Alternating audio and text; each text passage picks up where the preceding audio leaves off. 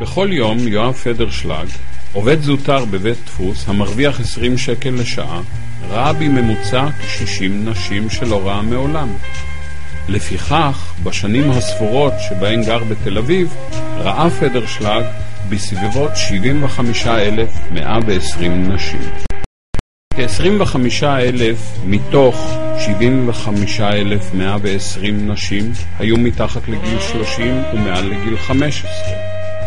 מתוך ה-25,000, רק כ-5,000 שקלו בין 55 ל-65 קילו.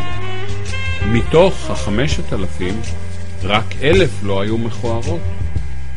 רק 500 ניתן היה להגדיר די מושכות. רק 100 היו מושכות בהחלט. רק 25 היו יכולות להוות השראה לשריקה ארוכה וממושכת.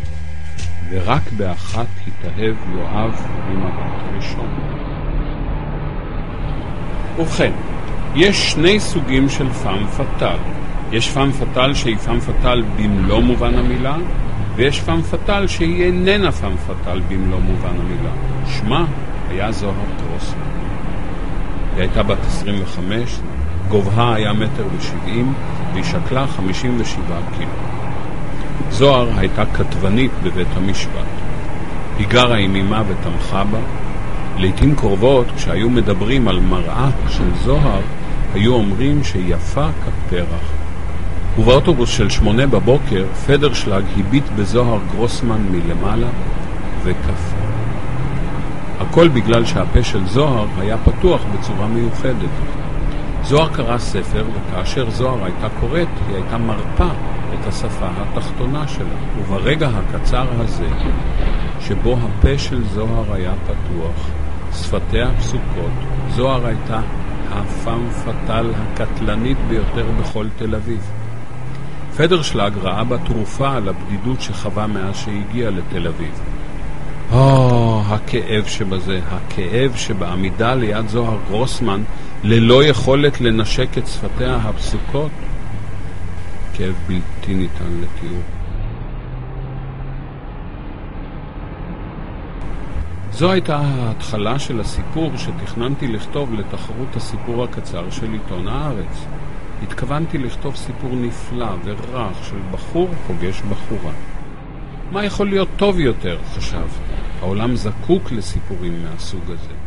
אבל לצערי, כדי לכתוב סיפור כזה, הסופר אכן צריך לגרום לבחור לפגוש את הבחורה. בשום פנים לא ראיתי כיצד אני יכול להביא את פדרשלג וזוהר להיות ביחד.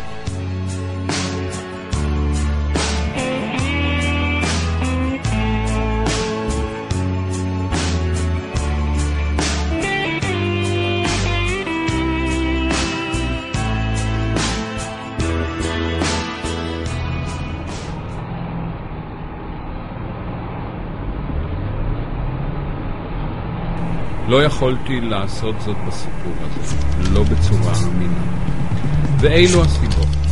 היה זה בהחלט בלתי אפשרי שפדרשלג יתכופף ויגיד בכל הכנות. סליחה, אני אוהב אותך מאוד. אני משוגע עלייך, אני בטוח בזה. אני מסוגל לאהוב אותך כל חיי. אני עובד בבית דפוס ומרוויח 20 שקל לשעה. כמה שאני אוהב אותך. תגידי, את עסוקה ערב? אתה לא יכול לצפות מקוראי הארץ לקנות את הלוקשים האלה. יכול להיות שהפדרשלג הזה טיפש, אבל לא עד כדי כך. הוא אולי נולד אתמול, אבל לא היום. מובן גם שלא יכולתי לתת ליואב פתאום חזות כובשת בסגנון ג'יימס בונד. גרסת שון קונרי, לא רוג'ר.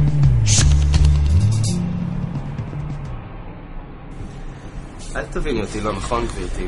אני מאייר. הנה הכרטיס ביקור שלי. אני רוצה לצייר אותך כמו שלא רציתי לצייר מישהו אחרת בחיי. האם אני יכול להתקשר אלייך הערב או בעתיד הקרוב? מקווה שאני לא נשמע נואש מדי. אני מניח שקצת כן. השורות האלה נאמרו בחיוך הורס ומחשמל. אילו פדרשלג רק היה מסוגל להגיד אותי. אולי אתם מתחילים להבין מול מה עמדתי. נכון, פדרשלג אולי היה אומר... סלחי לי, את לא רונית פרץ? לא.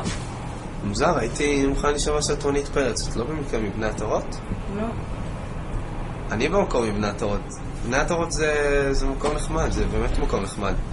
אני חי פה, זאת אומרת, בתל אביב, רק 4 שנים. אני עובד בבית דפוס. קוראים לי הרב פדרשלג. אני ממש לא מעוניינת.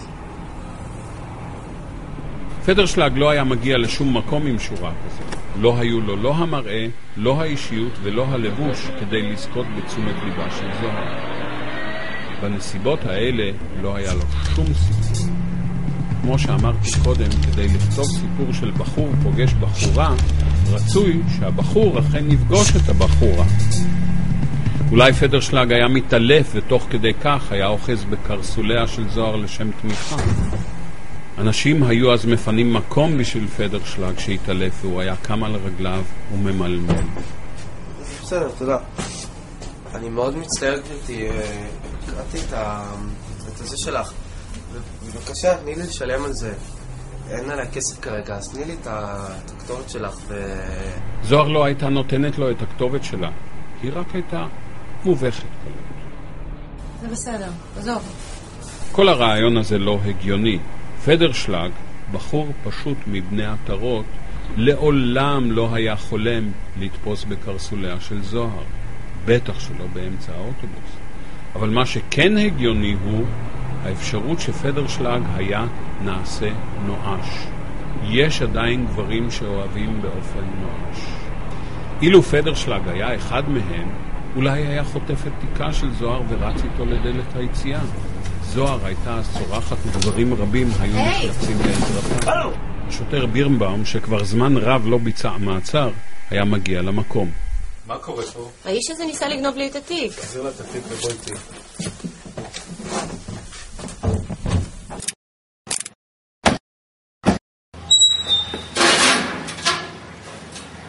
פדרשלג היה נשפט והייתה נגזרת עליו שנת מאסר. מהכלא פדרשלג היה כותב לזוהר את המכתב הבא. גברת גוסמן היקרה, באמת שלא התכוונתי לגנוב לך את התיק. רק לקחתי אותו כי אני אוהב אותך. את מבינה? רק רציתי להכיר אותך. בבקשה כתבי לי מכתב כשיהיה לך זמן. אני מרגיש בודד פה, ואני אוהב אותך מאוד. אולי אפילו תבואי לראות אותי אם אין לך זמן. חברך, יואב פדרשלג. זוהר הייתה מראה את המכתב לכל חברותיה. הן היו אומרות,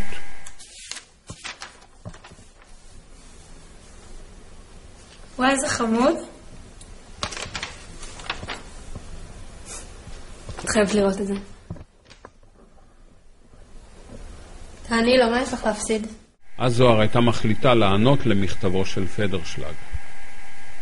מר פדרשלג היקר, קיבלתי את מכתבך ואני מרגישה מאוד רע על מה שקרה. לצערי, אין הרבה מה לעשות כרגע. כואב להלך שהדברים יתגלגלו, אך מאסרך הוא קצר ובקרוב תשתחרר. בהצלחה לך. כל טוב, זוהר גרוסמן.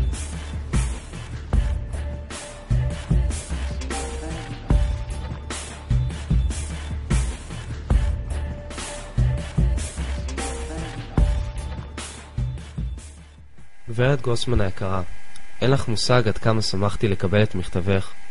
אל תרגישי רע, זאת הייתה אשמתי שהתנהגתי בטיפשות כזאת. אל תצטערי על זה. אנחנו רואים סרטים כאן פעם בשבוע, וזה לא נורא כל כך. אני בן 24, אבל תמיד אמרו לי שאני נראה צעיר יותר. אני מבני התורות במקור, אבל אני גר בתל אביב כבר 4 שנים, ואני חושב שזאת עיר נהדרת. אבל לפעמים אתה מרגיש קצת בודד. את הבחורה היפה ביותר שראיתי בחיי, אפילו בבני התורות. אני מקווה שתוכלי לבוא לראות אותי ביום שבת בצהריים, במהלך שעות הביקור בין 2 ל-4, ואני אשלם לך עבור כרטיס האוטובוס שלך. חברך, יואב פדרשלג.